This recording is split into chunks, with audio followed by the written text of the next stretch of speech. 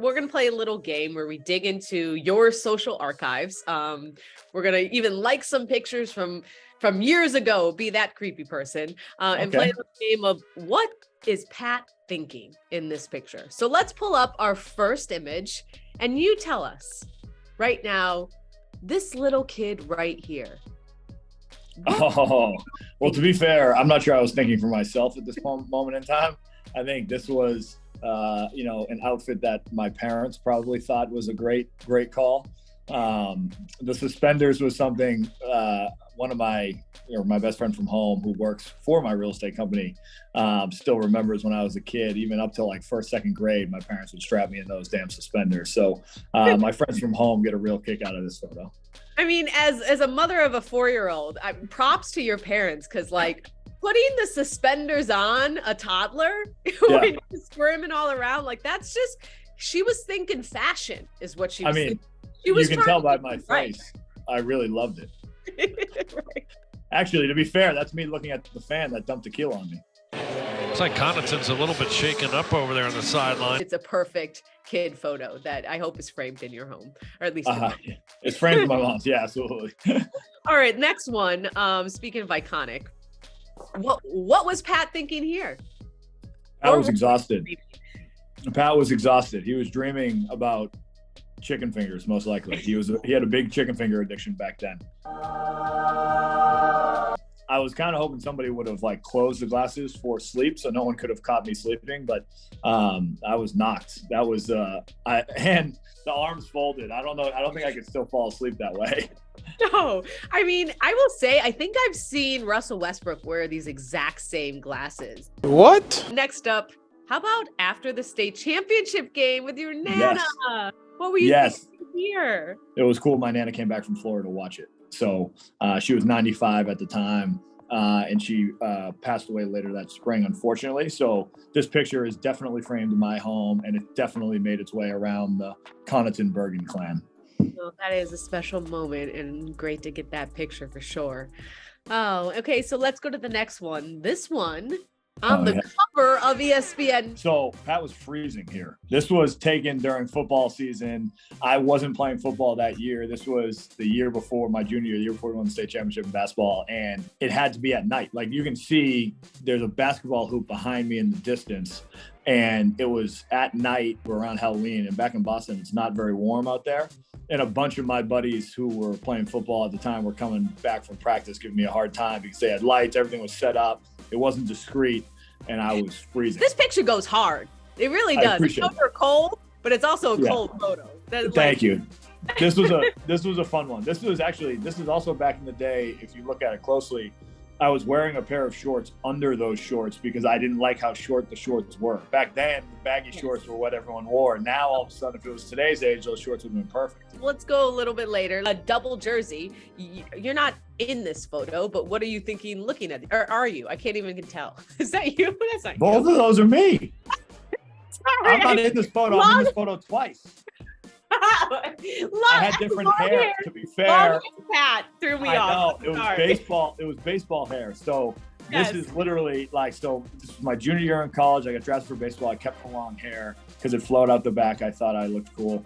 And then in basketball, this was my rookie year before summer league. And just because there was no guarantee that I was going to get drafted in basketball. So I kept the baseball hair just in case I didn't make it in basketball, and I had it going into another version of spring training. So I'm in both these photos. I was most disappointed that I wasn't number 24 in Portland, because that would have made this photo that much better. However, this is one of those photos that I appreciate, just because I think two sports, especially youth athletes, they get very much pushed into playing one sport and specializing at an early age. And so to kind of show them, hey, no, you can be great at two sports. Don't let, your coaches or your parents push you towards one if you have a love for both. Kids should play multiple sports. We're also seeing it kind of in the professional side, people's injuries starting to pile up since they've been, super focused on just one sport. But not me thinking this was some overzealous fan just like really going hard at trying to celebrate your accomplishment of being drafted twice. I don't know what I was thinking, but that does not look like you from behind the Pat Connaughton I see today. Look, I'm not going to give you a hard time for it, except for every time I see you. But it's not the first time I've been mistaken for a fan. There's been great stories. I didn't get let into the NBA Finals when we were playing in Phoenix because I didn't have a credential and they thought I was a fan or a video guy. So It's not the first time it's happened to me.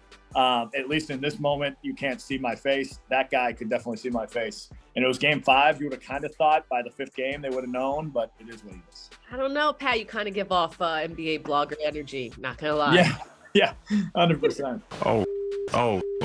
Let's move on to the next one. So what I tell you? What about this? What were you thinking here? Because I feel like lots happening. So I can't really tell you what I'm fully thinking because somehow I'll get fined. However, I was a little bit. It's not the first time that I've taken a shot to the face in an NBA game and blood has been drawn, and the play continues. Alley-oop, it's good. And Connaughton is shaken up down the other end, still lying on the floor. In this instance, the good news about it was my team was going down the other end of the floor. We had just gotten a stop. The bad news was my face was bleeding, but it came out to be a pretty cool photo. I look a lot tougher than maybe I am. You do. Yes. Put that up next to the baseball one. I don't know which photo goes harder, but Yeah. Being en route to, the ultimate goal. I don't know. I agree. I think this one's got the edge. Last but not least, what were you thinking in this picture? This photo was when Giannis was going nuts, which I thought was great. And there was no thinking here. It was still shock, awe, excitement. It was one of those, moments where you dream of as a kid. I don't think it necessarily even set in. Like, it was almost like 3 days after the parade when you realize you ended the season with a win. Like something as simple as that, because only one team can end the season with a win. And I'm sure, you smelled like tequila after this night, even if you weren't drinking. Yeah, Bobby and I got a pretty epic little TV moment on this night. Yes! How much champagne have each of you consumed? That is one of the best post-game championship moments. That is an epic moment. That is one of those another feather in your cap. Such a layered person. Yeah, I try my best. I try to, diversify my portfolio, if you will. Yes. Someone get that 30 for 30 going. Yeah. That's it. Thank you so much for joining us on NBA Crosscourt. No problem. Thanks for having me, Cass.